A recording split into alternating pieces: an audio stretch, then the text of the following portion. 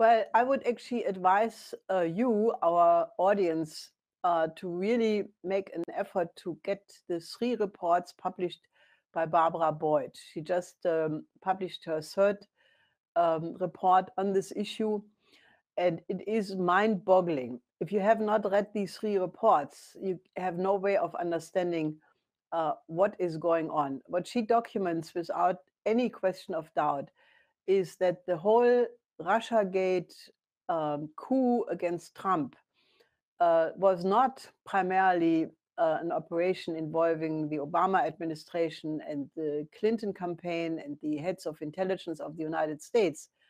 They were a happy part of it, but that the whole operation was designed by British intelligence years ago.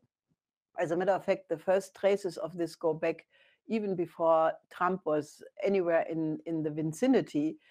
And she takes off two points in particular, which I think the educated uh, time witness, namely you, should not miss to form your own judgment. There was on the 18th of December, the House of Lords published a report which I think is really absolute must reading for anybody who wants to understand the strategic situation, in which they blatantly say that maybe the U.S.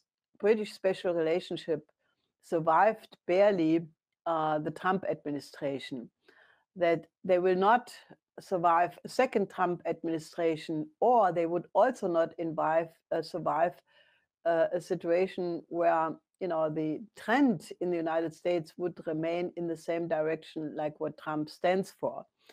And basically, then naturally one of the key figures in this whole plot, Sir Dearlove, it goes around everywhere and says that there is no worry because Trump will be a one-term president.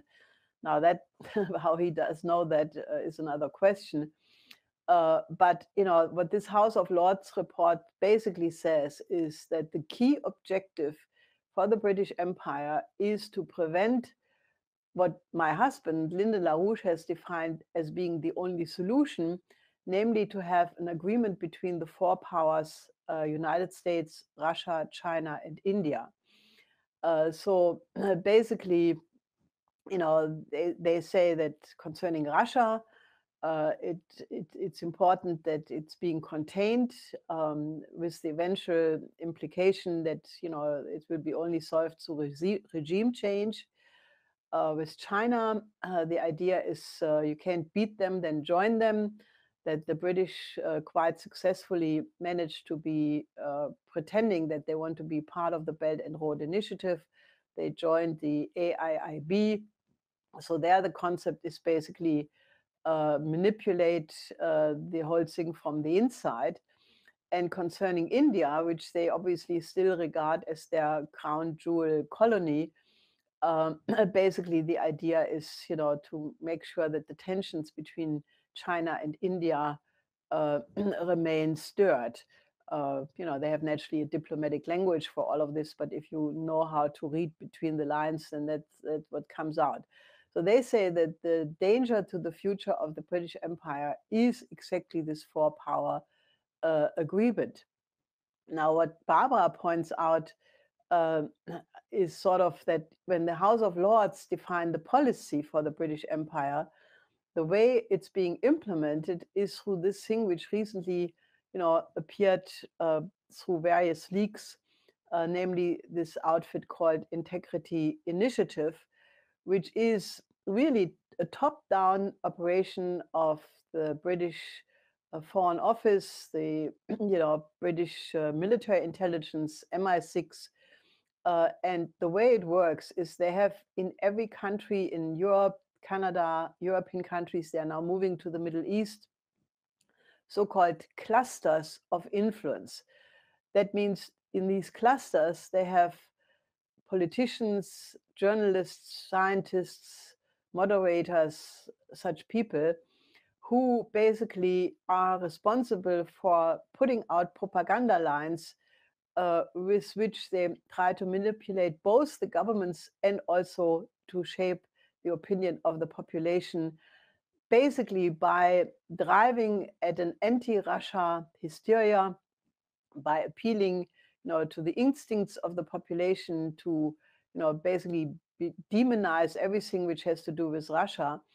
And they are the same people she documents, actually name by name, are the ones who are behind the coup against Trump, and also they are the ones who are behind these anti-Russia campaigns. Now, in the case of Germany, it is quite interesting because they have 21 assumptions which they want to eliminate. They say that as long as the population believes in these 21 points, this is terrible and it has to be changed. For example, that Russia has legitimate interests. That is a belief which must be eradicated. Or that, that the West was involved in the coup in Ukraine. Or, anyway, it's 21 such points. And then they basically describe, how through nudging, this is a notion developed by Cass Sunstein at the time, how you get, or what Ben Rhodes called a public information echo chamber, that you basically put out propaganda in order to manipulate the situation until everybody is believed Russia is a monster, Putin is a dictator, Xi Jinping is a dictator, and the world is run by an alliance of dictators. Anyway, I think I would like people to read these reports by Barbara Boyd, because once you read that, or you can also listen to her chat, which she just did yesterday, uh, when you read that and listen to that, you realize that what most people think are ordinary news coming through the mainstream channel, that is all part of a gigantic manipulation. Now, obviously, for me saying this right now, that proves I'm a Putin troll right here. No, I'm not. I can assure you, I'm quite an independent thinker. And but according to this psychological warfare, if you use certain terms, that proves you already are in the camp of the Russian camp. Now, I think it's really important for mental hygiene that people read that and then they look how it works, because there is only one medicine to neutralize this, and that is that people have a clear understanding that by the end of World War II, the line among British intelligence was that they studied Goebbels, and that their intention was to, as they called it at the time, to out-Goebbels Goebbels. And indeed, that this is exactly what we see today. So I would really encourage you to read these 3 reports and help them to spread as far as possible.